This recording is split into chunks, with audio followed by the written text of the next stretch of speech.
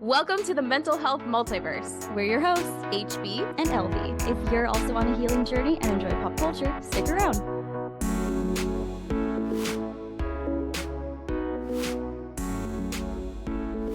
For today's recording, I'm wearing my This Is the Day shirt, which is a Bengals shirt. It's, get it? Because it's like a tiger, but it's also Grogu. Yeah, so. Yeah. It's the That's colliding of so many different fandoms right now. Yeah, it's Jungle Book, it's football, it's Star Wars. Amazing. I love it. It's the multiverse coming together right here. That's why we've titled our podcast what it is. Today we are talking about Shere Khan, who is a tiger from the Jungle Book. Yeah, I loved this movie as a kid, but I think it was just like it was like a rite of passage as a child. You must watch Jungle Book. Yeah. In order to be a child. Yeah, that makes sense to me. I definitely had this on VHS. I don't know that I watched it a lot. Watching this movie and Sword in the Stone and kind of all of the movies we've watched in the last couple of weeks has just reminded me or revealed to me that I was more of a princess kid, which is fine. You know, we love our Disney princesses. If you don't know about that, go listen to our first season. But yeah, I kind of missed out on a lot of these as far as like watching them a lot as a child, revisiting them in adulthood. But they're great. They're fun. It's just a different kind of storytelling, which, you know, is welcome and appreciated.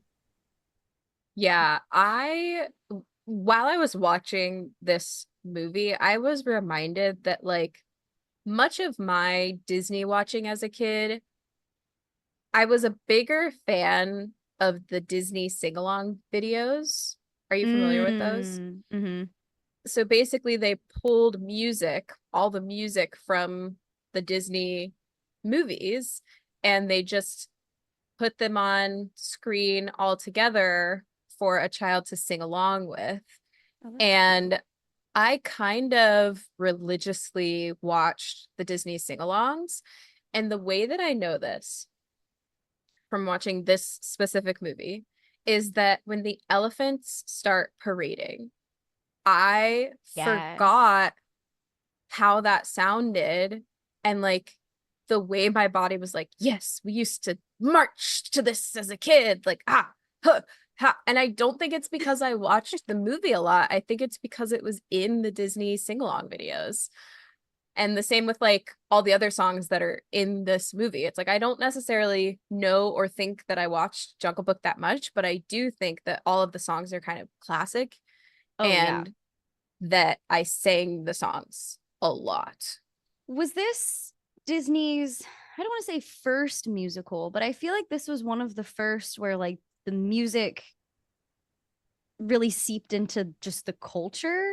Like, you know, we kind of hear these on Disney playlists and stuff, but not so much the older things like the gosh, I'm trying to think. Snow White comes to mind, her whole song, the dwarf songs. I feel like this Snow is White was I feel like this is the first movie where the songs just, maybe it's that they're just really good. I mean, there's like bangers in here. We got Bare Necessities. We got, well, Mary Poppins came before this, which is obviously like a live action film. Yeah.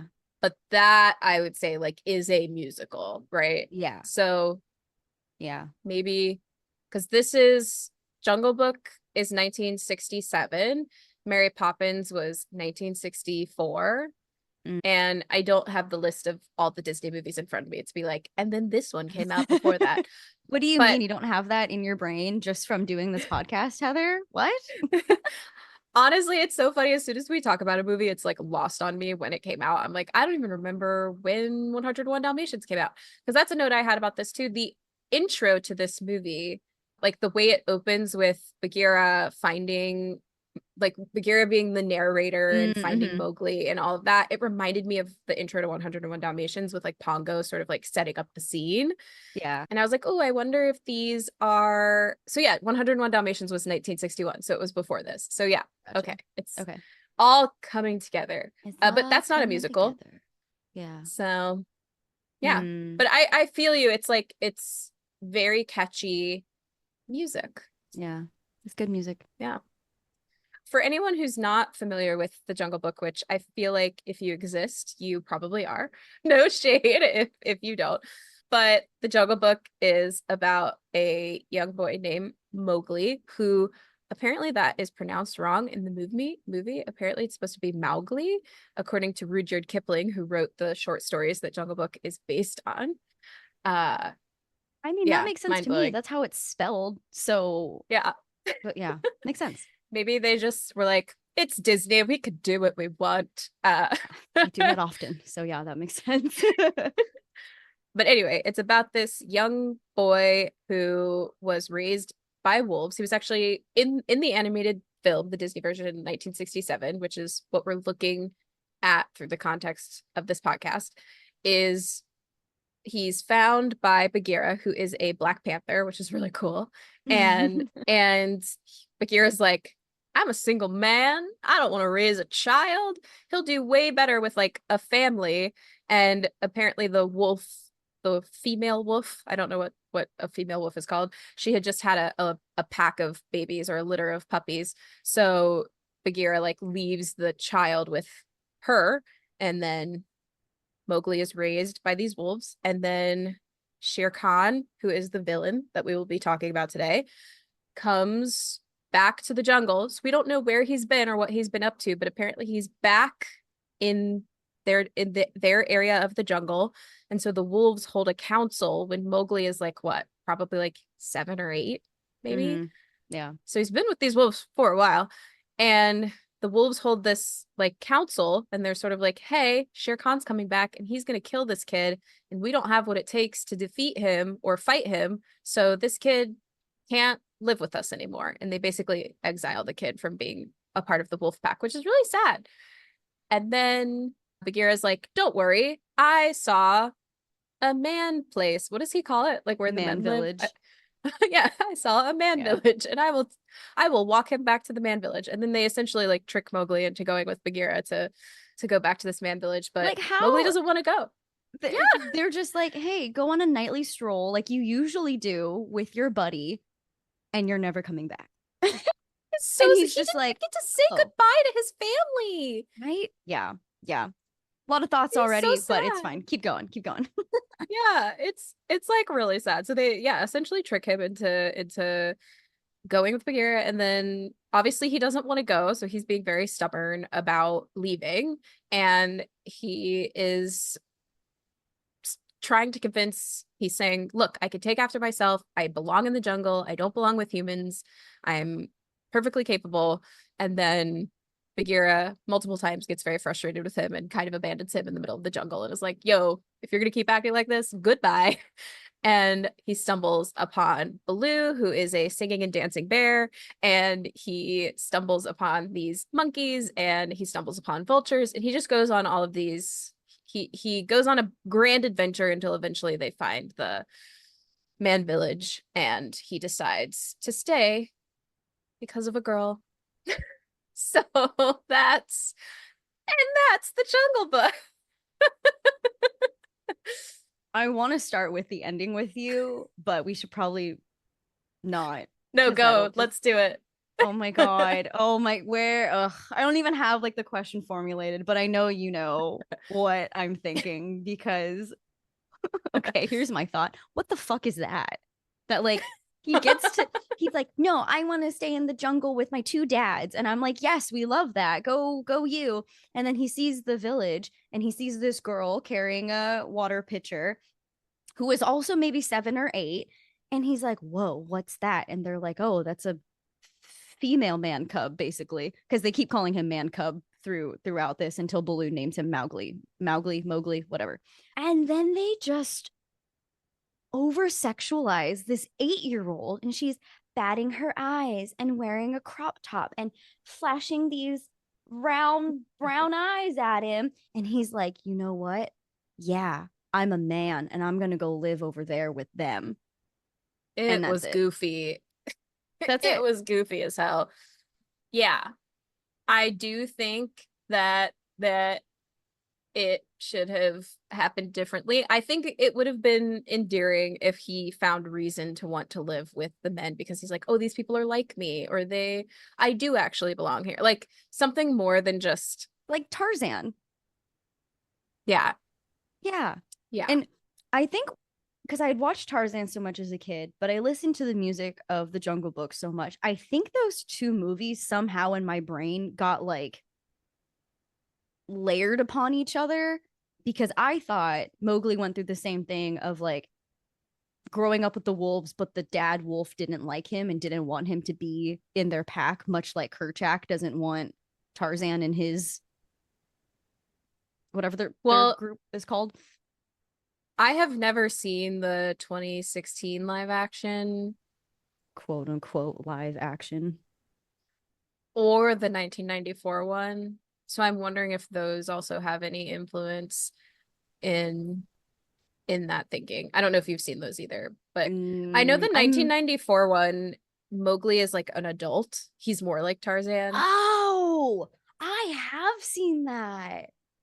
Yeah, so maybe that is where that influence is coming from. Because remember when we were talking about, we thought it Oh, was 101 Dalmatians. We thought 101 Dalmatians was the yeah. first live action Disney movie, and it's not. Jungle Book was because that came out in 1994, but they changed it a lot. And so I've never seen it, but maybe that's I that think that's what influence. it is. And I think I also haven't seen it in a very long time, but I think that's what it is. I did see the 2016 version when it hit Disney Plus, or when it was on Disney Plus, not when it hit, because Disney Plus came out many, many years later. I wasn't particularly moved by it. I think they add a lot more conflict and stakes.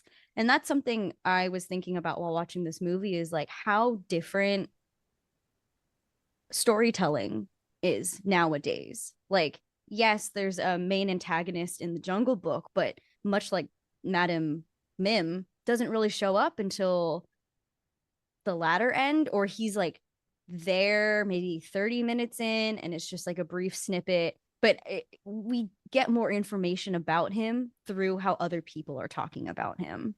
Yeah.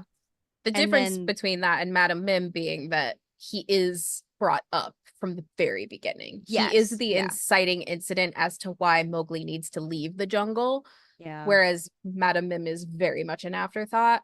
But yeah, yes, he doesn't actually show up until almost the very end, and he doesn't actually interact with our heroes until the until very end. the Yeah. very end. Yeah. That fight was kind of anticlimactic, but that's fine. And then I think I was also I I think because we watched Robin Hood kind of recently. I had always been under the impression that Ka, the snake, was Shere Khan's henchman, but I think that's a Yes. 2016 change, maybe. I thought so too. I was making my notes for this, and as soon as Ka is introduced, which is closer to the very beginning of the movie, Yeah. he's trying to eat Mowgli, which, like, haha, he's trying to eat him. And then I was like, oh, look, another big cat with a snake sidekick. But then when Shere Khan actually does interact with Ka, they are not friends. They are Mm-mm. not close. And I was like, oh, I did not remember that. So yeah, Yeah. Yeah. Mhm. who knew? Yeah.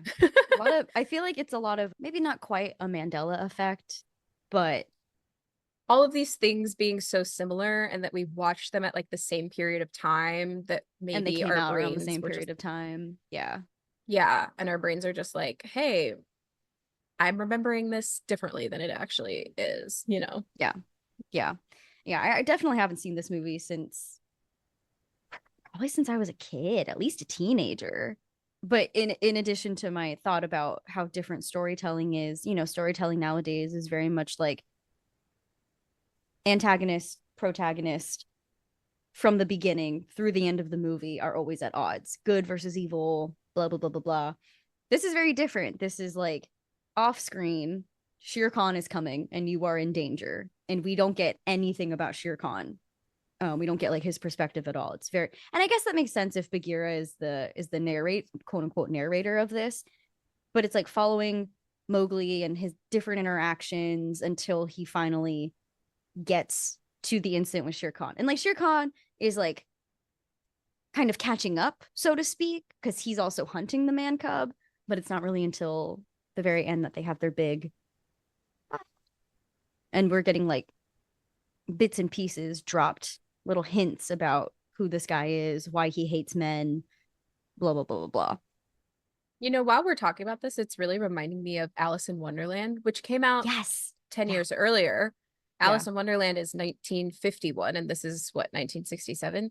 Mm-hmm. Um, and so but the way of storytelling really reminded me of that. It was like this child going on an adventure, and it's more about the adventure than it is the villain or the Mm-hmm. ending or anything like that. It's more about like, however, the ending really sucks. Like Alice, I feel like, has learned all of these grand lessons by the end Yeah. of Alice in Wonderland. Yeah. Whereas like with Mowgli, I'm like, what did dude learn? Like, I don't, he learned how to be a bear. Like, Yeah, it feels like all of these really isolated interactions that have nothing to do with each other. There's no through line. Or I feel like, we just talked about 101 Dalmatians. There is stakes and there is a through line as far as like what their mission is. And even with Alice in Wonderland, it's like she's going on this trip, acid trip, regular trip, journey, whatever. And all of these interactions that she's having prepares her for the final quote unquote battle scene, whatever, so that she can get out of Wonderland. But yeah, this one is very much like you want to be a wolf, now you want to be a panther, and now you want to be a bear. I mean, my only note, like positive note to that, is like I love that no one's like, you can't be that because you're a boy. You can't be that because you're a human. I mean, they want him to go live with the humans, but he's like, but no, look how well I can adapt and be a yeah, bear, and I want to be a vulture, and I want to be this, and I want to be that. And there's a note there that I like. yeah. No, I like that too. I liked that through line and message of the movie as well. But yeah, I feel like there's a little something missing. Like there's just something missing. And perhaps Yeah. that thing missing is like any sort of lesson, or, what was it all for, I guess? Because what it feels like the message is like he's a boy, he should be a human. And that's what the message is that like he went on this great adventure, but now he just gets to be a boy, maybe? Yeah, Like, the lesson kind of feels like know your place, kind of, sort of, in a way, and I don't love that, but I think also perhaps this movie was not meant to serve as any kind of lesson. It's really just like, look at how like I think this is just a showcase of animation and the technology at the time. yeah. I've never read the original Jungle Book, so I would love to and just compare, but yeah, I've never read it. I don't know if there's a little bit more Apparently it's just a conflict. short story, so yeah. Oh, Yeah. I should, Or well, yeah. it's a bunch of short stories. Yeah. So let's talk about Shere Khan. Yeah. Let's break down this character that we see for, I didn't time it like Jen did with Madam Mim, but it feels like he's only on screen for maybe 10, 15 minutes. Has Yeah. like a Yeah. handful of lines. He is interesting though. There is a part of me who, for those who don't know, I was an English major. I've loved literature. And I remember in high school we had to read this book called Heart of Darkness. And there's a piece about how the main character is learning about people and the world by eavesdropping and overhearing. And that's kind of what this reminded me of like Mm. how perception and perspective can be influenced by overhearing, and how we will fill in the blanks of things that, just to like make the picture a little bit more clear. So basically what I'm trying to say is our first introduction to Shere Khan is at the council meeting, like you were talking about. All the wolves are there, and apparently Bagheera, because he's like an honorary wolf at this point, I guess. And the head wolf leader person says that Shere Khan will surely kill the boy and all who try to protect him. And when Bagheera tells Mowgli that they're not going back to the wolves because of this, Mowgli says, "But why would he do that?" And Bagheera says, "Because he hates man. Shere Khan is not going to allow you to grow up to become a man, just another hunter with a gun."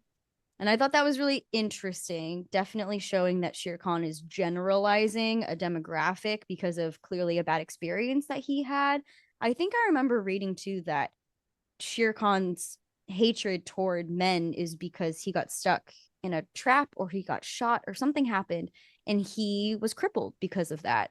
And that also, just animals being out in the wild, that's dangerous. And so he has to use fear and like kind of, I guess, kind of being a little conniving in order to like not get ganged up on by other animals. I might be mixing that up with the 2016 version because apparently this movie has just become a melting pot for all of these other movies that I'm just throwing things in there because I don't remember it very clearly. But yeah, so that's our first introduction to the character, not quite him on screen yet. Yeah, and they do make it very clear, regardless of what happened to him in the past. I don't think it says, but they do make it very clear that it like man equals gun equals will get shot is like that's Mm-hmm. how Shere Khan sees man. And so he later on in the film they are discussing, I think it's when Bagheera is trying to convince Baloo because Baloo really wants Mowgli to stay in the jungle. And Yeah, that's his buddy. Bagheera's like, I need you to understand why I'm doing what I'm doing. I am getting him out of here because he's in danger. Because if Shere Khan finds him, he will kill him. And then when Bagheera is explaining this, he's like, because Baloo says something about he's helpless. He's just a child. And Bagheera's like, yeah, of course he's gonna do that. He's gonna kill him while he's helpless before he becomes man. Like he's gonna get ahead of the game. And I was like, yeah, that's so it's like he even that was like another example of like, yeah, he wants to kill him while he's a kid before he becomes the bad thing, right? Yeah, And so that's like another sort of insight as to not only Shere Khan's behavior, but like their view of him, the yeah, other animals in the jungle. yeah. I thought it was kind of Uh, funny too when Baloo then after that conversation goes to Mowgli and is like, dude, I'm I'm sorry, like we got to take you there, it's for your safety. And Mowgli's like, you're just like Bagheera, and he's like, that's too far. And they yes. I thought that was really cute and funny. Oh, I made a note that the actual visual intro to Shere Khan is kind of terrifying because it's like his eyes piercing through the grass and then the grass fades away and it's like his face. And as much as I love tigers and I think they are so cute, they're really scary. Like if you really really Hmm. look at them, they're terrifying. And I think this whoever animated that did a great job capturing it. And his voice is also so intimidating. And I was like, wow, they casted a fantastic person to voice this villain because damn. Yeah. And then so he's creeping in the jungle, and our first actual introduction to him on screen is him eavesdropping, as you brought up at Mm, the beginning. He mm. overhears, well, first of all, the he our first intro to him is he's trying to Did a hunt a deer. deer. Yeah. And then the elephants are on their patrol again and scare the deer away. And so then he's like all annoyed by that. But then Bagheera comes and says to the elephants, like, I need your help. I need to find Mowgli. He ran away because he doesn't want to go live with the men. And I want to circle back to what you said about eavesdropping because I think that's very interesting. Like, clearly, for the purposes of storytelling in this case, it was very clear what was happening. It was Bagheera lost a man cub. Shere Khan knows what a man cub is, and he was very intrigued by that and was like, oh, there is a boy lost in the jungle. I'm going to be the first one to find him. But what you were saying about like other people sort of piecing things together based on what they hear, it kind of reminded me of social media as well. Oh, Like yeah. in some ways, I feel like social media can be eavesdropping because people are only sharing what they really want you to know, if that makes sense. And then we are left to fill in the gaps on our own. Well, that reminds me of like how there are so many videos of celebrities and they're okay, I'm a Swiftie. I'm unashamed to admit it. There are so many videos of Taylor Swift and everyone analyzing a certain facial expression, a way that she responds to something. And that's not just her, it's a lot of people on the internet. And it's a caption that leads you to think the video is like to perceive the video in some kind of way. And then we get confirmation from it because of a certain expression, because of whatever the video is about. And so then it starts to skew the pieces that we're putting together as far as like what we think about certain people or this idea we might have in our mind, even if we're not as dedicated fans of somebody. But I think that's a really good point in observation, because how many of us, and I'm guilty of this too, follow certain accounts and we just read a headline and then that's all we read. We don't like do a lot of investigating to get the bigger picture, and we're just putting pieces together based on little snippets that we get from here and there. Yeah. Yeah. That's what I was just sort of like, oh, that's kind of fascinating about the eavesdropping thing, because I do feel like it can be likened to how we piece things together, even based Yeah. on our own opinions. It's like not even just eavesdropping. It's like, oh, I want to believe this about this person. So when I perceive this, I will take it to mean something that it might not. Yeah. Yeah. Exactly. So then from there, Ka at this point has Mowgli all wrapped up in his coils, and Shere Khan kind of knows, not even kind of, he knows that Mowgli is up there. And I think it's interesting that he doesn't attack Ka outright. Again, this is a children's movie. I don't know why I think that's interesting, because he could, but he does use this very like calm, calculated way of approaching Ka, and then subtly or not so subtly threatens him. But then I don't exactly know what happens where Shere Khan just leaves it alone and Mowgli somehow gets away. And Ka did say this line that I wrote down because I thought it was just so funny. He was like, if I never see that skinny little shrimp again, it'll be too soon. I don't Like, remember hearing it's that. like all bent up and then like accordioning away because he can't slither anymore because all his coils are messed up. I don't know. Yeah. It What was funny. happened was Ka had Mowgli in his coils, and Shere Khan was like checking him. He was like, oh, well, Oh just yeah. let me see your back half. Let me see your middle. And somehow Ka like manipulated himself so that he never let go of Mowgli. But then while that was all happening, Mowgli like woke up from his trance that Ka had put him under, because also like Hiss in my Robin Hood. brain, Mm-hmm. like Hiss in Robin Hood, he Mm-hmm. has a hip powers of hypnosis. Mm-hmm. And so Mowgli wakes up from that and shoves shoves the Oh, coils that's off right. of That's right. himself. That's right. And Yeah. then he falls out of the tree just like he did at the beginning. So that's how he gets away. But yeah, Shere Khan just sort of was like, okay, I'm gonna meander away, because It felt very he checked. mafia bossy of like, I'm just coming Yeah. in to check on you, check on how things are going. You want to be honest with Yeah. me? You don't want to be honest with me? I'll keep that in mind. And then leaves and comes back. I don't know what this voice I'm trying to do is, but it's not happening. Anyway. It's the little mouse from Zootopia. Yeah. Yeah. The mob mouse. Are they mice? I was trying to like, if they're mice. I think they are. Mob. Yeah, they're tiny. You come into my home on the day of my daughter's That's wedding. Yeah. yeah, that's what I was picturing while you were doing that. I'm sorry. But I think that the climax of this movie, the scariest part of the movie, whatever, is when Shere Khan finds Mowgli and the big fight ensues and the tree's on fire. I remember this being a lot more scary than it actually was watching it as an adult, right? Uh Same. And I know why, but I'll let you finish your thought.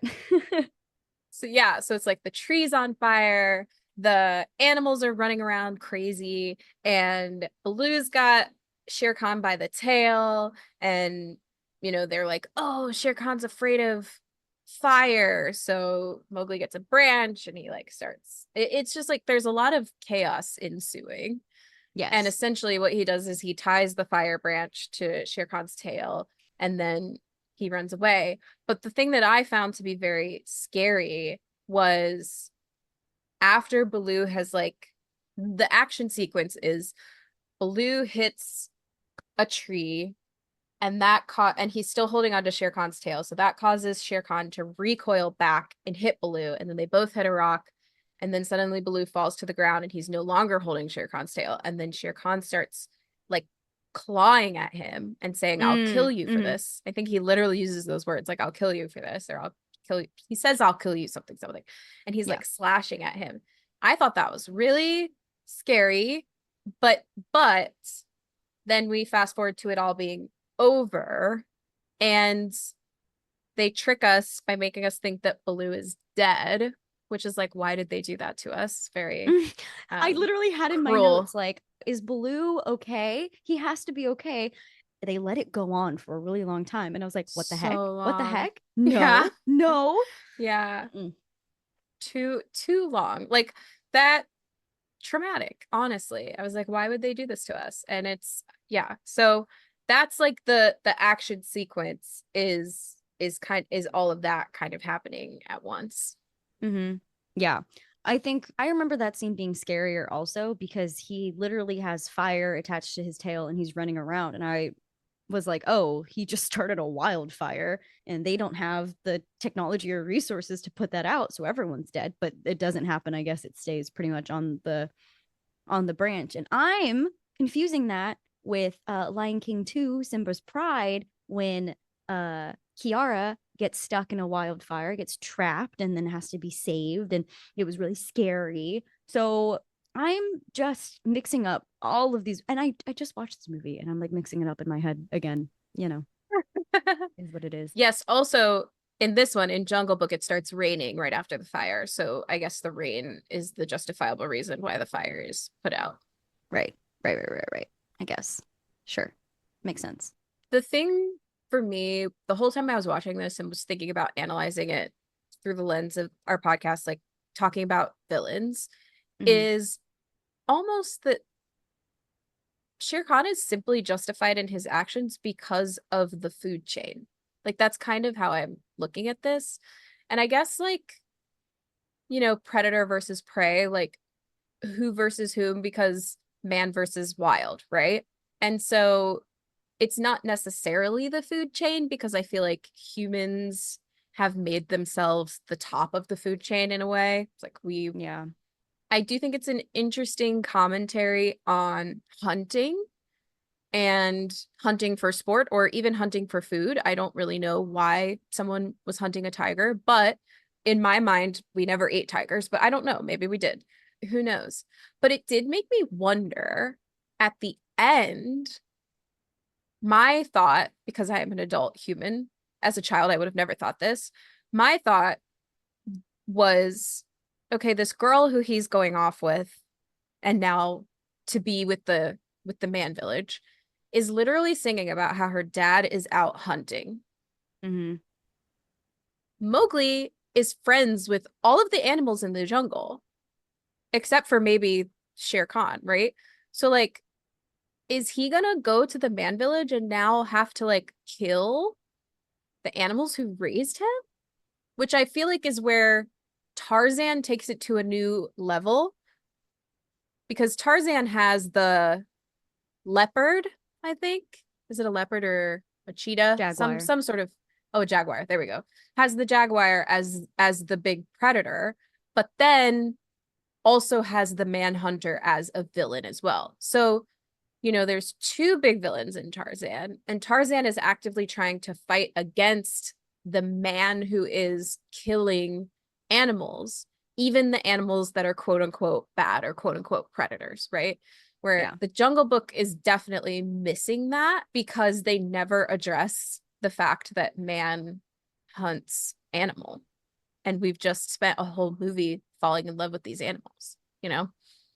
Yeah. I so there was a sequel. There is a Jungle Book 2 that came out in like the early 2000s, I think 2000. It's a sequel to this animated movie. And all I remember from it is that Mowgli and the so he has a stepsister, and I don't know if that's supposed to be the girl that we see at the very end, which ew, but he has grown, according to Google, has grown fidgety with his rural life. So he sneaks back into the jungle to be with his animal friends. So Baloo makes an appearance, but he's obviously disappeared. So his stepsister goes into the jungle to find him. However, Shere Khan has returned and is out to get him. And I guess now Shanti for revenge for whatever Mowgli had done to him. But I guess he's still a kid in this. I was hoping that maybe it would give some explanation as far as like what you're talking about. Like, does he become a hunter? Does he advocate for animal rights? Oh, here we go. So there's a question on Google that says, why does Shere Khan want Mowgli dead? And the quick answer is, he wants Mowgli dead because he hates and fears humans. They challenge his tyranny over the jungle with their fire and guns. I kind of like that perspective a little bit, as far as like they're encroaching on his rule and on his territory. And it gives a little bit more depth and perspective beyond like he just hates humans and that's why he has to kill a child. I don't know that Yeah, but I mean, that's I also felt that he was justified in his fear, just as like humans hunt and hunting could affect me. And but I think they're both, yeah, both yeah, both both justifiable. Yeah. yeah, yeah. Okay, so as far as background and motivation is fear of humans, which is why he wants to kill one as a child. It's kind of giving how people are like, if we could go back in time and kill Hitler as a baby, you know? Anyway, what personality traits would you give Shere Khan? I don't know. I feel like we don't really see enough of him to really give him much. What do you think? I agree. Everything we see about him is kind of suave and collected. Calculated. Yeah, very Hmm. calculated. And there's no hint. And I feel like not even toward the end, it's not like Radigan where he starts hulking out and he's really letting his feelings get in the way. But it's just his Yeah. fear of fire. He's very smooth and very patient, Yeah. which is Yeah. even more scary than someone who like does the Hulk out thing, you know? Totally. Quiet anger Someone who's freaks me like out more than mm, loudly expressed just anger. just being like, I will find this boy. Ka might not give him to me, but and the way he just like pedals away is just sort of like, all right. Yeah. And I mean, how many villains have we talked about this season where it's their, again, like eavesdropping, or it's just their reputation that sets them up as the big bad? You know, we don't even have to see, we don't see any of the things Shere Khan has done to assert his quote unquote rule over this jungle. We're just hearing about it. And it's, I mean, obviously it's a movie and it's a plot. So they're like, this is your bad guy. But we don't have to necessarily see him do anything to be like, oh yeah, this is the bad. We can just believe it because his reputation precedes him. Yeah, I can't think of another movie where that happens. Like the only one that's coming to mind a little bit is Sleeping Beauty, but like Maleficent does show up and does put the curse on. Mm-hmm. And then it's like because she did that, they're talking about her and they're like, "Oh, but we have to keep Aurora hidden or da da da da da will happen." Yeah. But yeah, I can't really think of another villain that it's we don't actually see them. It's mostly just they are talked about until they are Yeah. revealed. Because I believe in the 2016 version, if I'm remembering this correctly, it's coming back in bits and pieces. Mowgli's wolf dad is the leader of the pack, and Shere Khan kills him and asserts command over the wolves. It very much like a Scar situation in that regard, like killing the leader so he can take the throne, even though and I thought that was interesting as far as like tigers are very solitary creatures. They don't need a pack, but I guess it's not so much he needs a pack or a family. He needs minions to do his bidding. But like, would they go after Mowgli? gotta watch that movie again. Anyway, we don't have much information about the childhood, but there's definitely some trauma, like we've talked about already. And like I just mentioned, tigers are solitary creatures, and I think that's very true for this movie. He doesn't really have any relationships. He doesn't have minions, unlike what I had thought as far as the snake. Um, uh, Again, the other characters, the quote unquote heroes, uh, that being just Baloo and Bagheera, and pretty much everyone else in the jungle is just scared of this tiger. They don't really show anything as far as like attachment styles or coping mechanisms other than responding to fear with wanting to kill it. I think maybe the only vulnerability we ever see is with the fire, and it really triggers him and freaks him out, and he runs away. He He flees. does He's flight. flight. Yeah, that's a flight response for sure. And I guess, I don't know, maybe we could say it's a fight response toward Mowgli. You know? Yeah. Yeah. Yeah. And everyone else's response seems to be fawn, maybe, to him. Well, Ka for sure is like, To or placate him. Yeah. yeah. Do you see any potential for redemption in this character? I mean, again, I don't, and I also don't think it's necessary, Yeah. right? He's a tiger. But I think it's also because we haven't actually seen him do anything Yeah, bad. And despite all of the eavesdropping, we never hear what bad things he's done either. right. The only thing is him visually seeming to kill Baloo. Right. And he's hunting a deer, and that's bad. I mean, but he's a tiger. That's what I'm saying. But Like it's the it's circle the of life, jungle. right? Yeah, we're in the jungle. Like a tiger got to eat, man, and that's what he eats. Tiger gotta eat, he eat deer, you know. Yeah. There So you go. like, I'm like, is it evil to eat what you're supposed to eat? I don't think so. Yeah. Yeah. Yes, no. As far as rankings go, where would you place him on your, I know you don't have a list, but No. And I've noticed when editing these that I've said something different every time. I'm like, I would put this person here and that person there. And then so, I don't know. I think stay maybe he'd tuned be for our very, very, very last episode where I'm going to put HB on the spot and she has to give us a ranking of her true ranking. every Yeah. every Yeah. villain we've talked about. Yeah, save it. I'll save it for then because like for right now, I think he's just a tiger doing his tiger thing. I don't think he's bad for it. I don't think he's a villain. I think he's just a tiger. Fair. Yeah. Sure. This is a question we ask at the end of pretty much every episode thus far this season.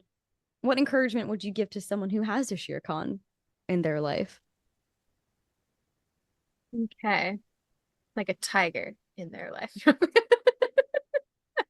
Yeah, someone who's, just kind of going Predatory. about No. their, well, yeah, we could go that route too. Or, to your point and your thought of just someone going about their life who has developed perhaps a bad reputation, and I don't know, they're out to get you for some reason. When would that ever happen, honestly? I don't know. High school for no yeah. Feels very high Petty school. bitches be petty for sure. No, yeah.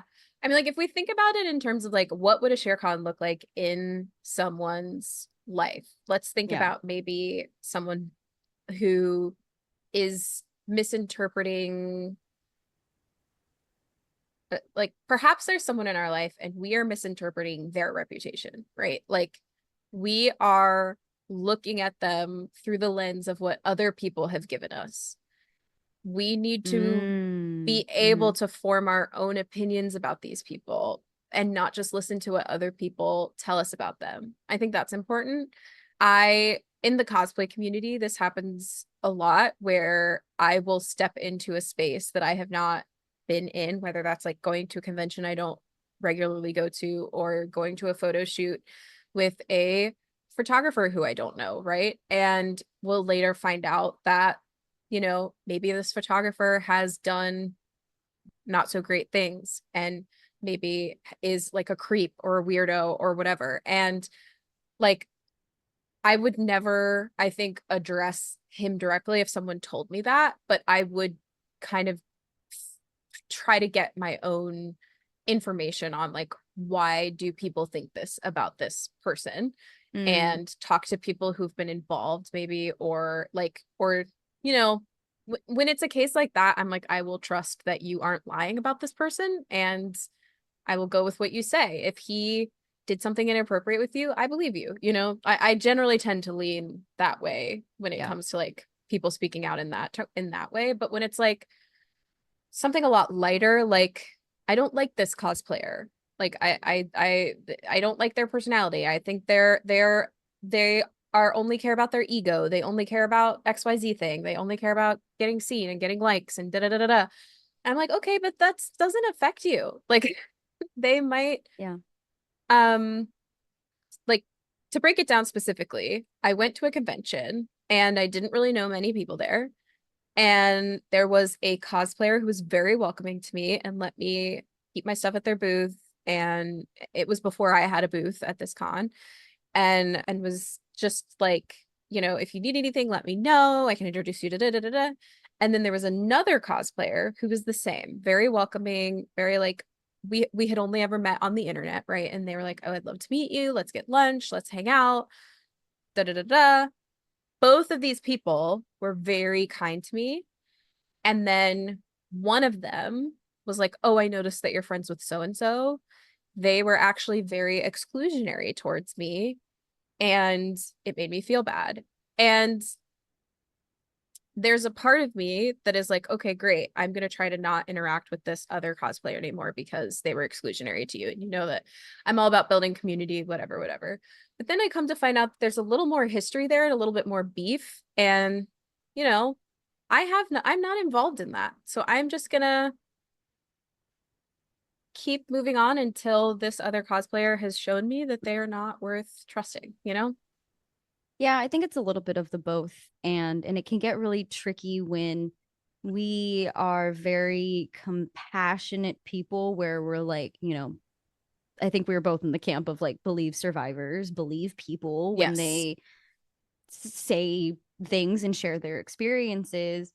It's so tricky because like I don't want to just say something that completely negates what I just said because I really do strongly believe that. I think it's different when it's someone I don't know, like what you were saying. I think it's tricky when it's someone we do know and have to do the balancing act of like honoring someone else's experience with this person, addressing our experience with that person, and finding the middle ground of like not being dismissive of them. And maybe it's also because we both like to assume positive intent in people, and we kind of give them the benefit of the doubt until they do something directly harmful to us. Again, there's so much nuance in this, and Yeah. it's very complicated, but I'm losing my train of thought there. Yeah, I mean, like, essentially I am 100% of that camp of like, if someone has shared with me that like someone is predatory or is an abuser or is Mm-hmm. incredibly toxic, I will distance myself from that person just because I don't want to be around people who are like that. But if what I'm being told is more petty than actually like toxic, if that makes sense, Yeah, yeah. then I'm not going to do the work to distance myself, because it's not that I don't believe the other person. It's not that I'm trying to say that their experience isn't valid. It's just that I don't have that same experience, and I have yet to see that toxic side of this person. And like, people have beef. Like, people don't get along, and you're allowed to think someone's toxic who I don't think is toxic. It's not, and I'm not saying that in the terms of like predatory. I'm not saying that in terms of like someone who has done really harmful things. I'm saying that in terms of someone who Who has has proven to do maybe, harmful things.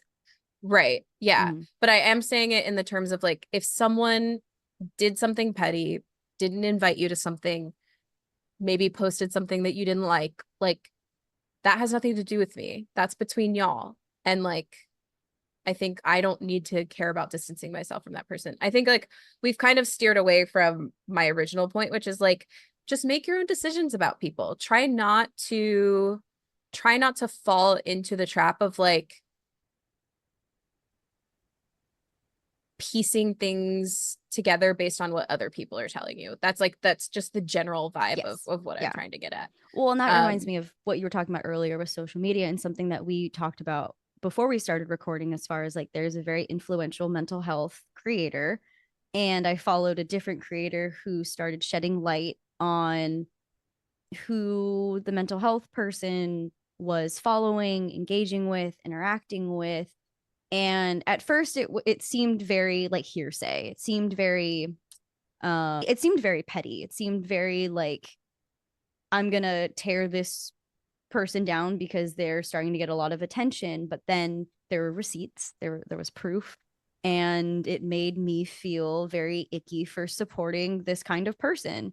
So I unfollowed them. And then to your point too about like social media is a great tool when used correctly. I think, however, as a society, we put a lot of weight on it. We put too much weight on it as far as like what those virtual interactions mean for real life and real friendships.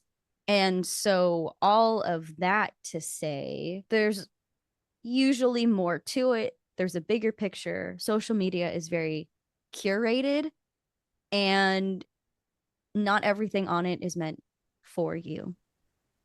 It's the only thing I can really say in a concise manner without talking in circles. But yeah, I feel like I've just been talking in circles as well. Maybe if we go back to Shere Khan as perhaps this like looming presence in your life, like someone who's kind of always there, always mildly threatening. Maybe it's like mm, a boss who you're afraid of, or like I'm trying to think of like who in someone's life could be like this looming presence that's like never actually really acts on the scary stuff that could happen, but like it's just kind of always everybody else is like always like, well, you don't want to piss so and so off, or I think that can happen in a lot of like workplaces for sure. Like when you're a new hire and you're trying to get a feel for things, and then you start to make connections, you start to get certain perspectives about certain people. And I would like to say that that is actually probably a red flag of a workplace. It feels mm-hmm. very cliquish. It feels very very petty. But that could definitely be something that someone new to an environment would experience for sure. Yeah. And I would just say that my advice to that person is to just like keep authentically being who you are. And that if it doesn't work, like if you do get fired just for, doing your best, being adaptable. Like if you are Mowgli, for example, Mowgli's incredibly adaptable. He goes through the whole jungle just like, oh, I'm a monkey. Now I'm a panther. Now I'm Yeah. a bear. Like, Mm, like if that is truly how you function in a workplace, you don't deserve to be fired by any means. yeah. And so and the same because it also feels kind of like school, right? Like there's a Shere Khan at school. There's like a maybe like a Mean Girls sort of group or a bully, and you know, I think the only thing you can really do is just keep authentically being yourself, find your people. Yeah. That's what I got on I that. think beyond taking things with a grain of salt, hold on to that information to protect yourself so that if you do see that pattern, then you can respond appropriately. I have a couple of fun facts Let's about the hear 'em. movie. So, fun fact number one, King Louis is based on Louis Armstrong, which is Mm-hmm. why he's so da-da-da. The Wanna be like you. vultures. The Yeah, I vultures are never the understood the Beatles. meaning. The vultures are the Beatles. Yes, the Yeah. vultures are the Beatles. They actually asked the Beatles to voice them and they were like, "No." I wonder And why. then, right? That would have been cool. And then this is the last movie that Walt Disney personally oversaw before he died. Really? I mean, I guess that's not a fun fact, but it is a fact about the movie. Yeah, not so fun fact. Wow. Yeah. Huh. I didn't know that. That's sweet. Oh. And this other fun fact. Wait, I have to look up the voice actor's name who voices Baloo. My roommate told me this. So his name is Phil Harris. Mm. And Walt Disney met Phil Harris at a party. They were casting the voice actors for Baloo. Oh, they were casting the voice actors for this movie, and no one who they had tested for Baloo was fitting. And when Walt Disney met this guy, Phil Harris, at a party, he was like, "You have to be my Baloo." What? Yeah, he was like, he just had the energy and he brought a lot of himself into the character. So, like, everything that's all of the lines, he kind of brought to life in his own way. So, they're not exactly as they were scripted. Interesting. It's funny you say that though, because I feel like his voice sounds generic for the time period that this movie came out. If that makes sense. Like I feel like I could place his voice in a lot of different movies, like older Disney movies, but He also is the voice of Little John in. that's exactly who I was thinking of. I was like, he sounds just like Little John in Robin Hood. I've definitely heard his voice before. It's that same kind of like I don't even know how to describe it, but I mean it is He's unique he's in also and of Thomas itself. But O'Malley in and the that's who Aristocats. else I was thinking of. I shit you not. I'm not even kidding. I was like if I think about his voice, Little John came up, Thomas O'Malley came up, but then I was like, I don't know. Thomas O'Malley has like a little bit of a little twang, not like a southern twang, but kind of like a that transatlantic New York Boston-y kind of a thing. But Mm. that's probably what he did for the character because he's supposed to be this suave alley cat. Anyway, Yeah. that makes sense. That's funny. Okay. So yeah, okay, not generic, but he is in a lot of other. He's kind of like the voice of the piggy bank and from Toy Story, and then the Mack truck. He's just kind of like it's like a cameo Loaded every from, movie. yeah. Yeah, the abominable snowman and stuff. Yes, yes. Yeah, But yeah, that's all my fun facts.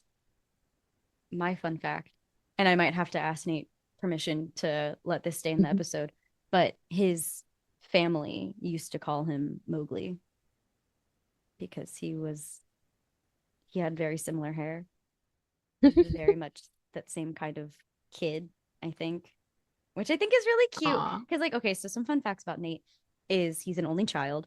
And for a period of time, his mom, and grandparents all lived together in this like really giant house. So now that I'm thinking more about it, the more I'm like, oh my God, yeah, like he had his Baloo, he had his Bagheera, he had, all these different Aw. quote unquote adults in his life. And like he was the only kid. That's so cute. Anyway, That's adorable. Yeah. yeah. My fun fact is that I related a lot to Bagheera while watching this movie because as someone who deals with children, there are many times where I'm like, goodbye. You have your temper tantrum over there. I'm gonna come back when you're done. Yeah, yeah. That's so funny. No, I could totally see that for you. I really did love the dynamic between Baloo and Bagheera. And I was like, they're just two dads trying to take care of this kid. And I love that for them. And they're doing a great job. But then at the end, I was so mad, not just because of Mowgli being like, I'm going to stay because this girl is pretty. First of all, I want to talk about the heteronormative agenda. But then they just walk away arm in arm singing bare necessities. Like, our kid's gone. Oh no.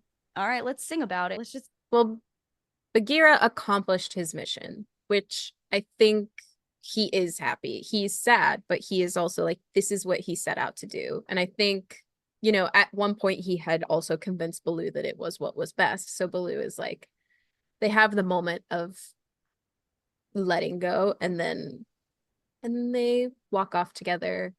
So I think it's a little more of like, but I think that there is more sentiment there than just like, he's gone. Let's sing about how happy we are that he's gone. I guess. Uh, Yeah. I do also just love that Baloo is consistently always singing and dancing. Yes. Oh my gosh. Yeah. He's a fun character. He's a fun guy. Big fan. Yeah. Big fan. Yeah. That's it. Yeah, that's all I got. Thanks for tuning in to this episode. If you have any thoughts, feelings about these characters, feel free to email us, DM us on Instagram. You can find our Instagram at mhm.thepodcast. No dot. With a dot? It's with the dot. With We the did the dot. dot. We did the dot. Okay. And also on TikTok, you can find us on YouTube, or you can follow HB and I personally. Heather is over at Heather Bodie with 2 Ds. And I'm little Ben underscore not broken. And yeah, we will catch you next time. Hi, everyone. Thanks for tuning in to this episode of Mental Health Multiverse. You can follow us on TikTok and Instagram at mhm.thepodcast. And join our Patreon for as little as $3 for bonus and additional content. You can follow both of us on Instagram and TikTok, HB at Heather Bodie. And me, Marissa/LB at little Ben underscore not broken. If you enjoyed this episode, be sure to share it with a friend. Screenshot it and tag us on Instagram or leave us a rating or review. Thanks again, and we'll talk to you again soon.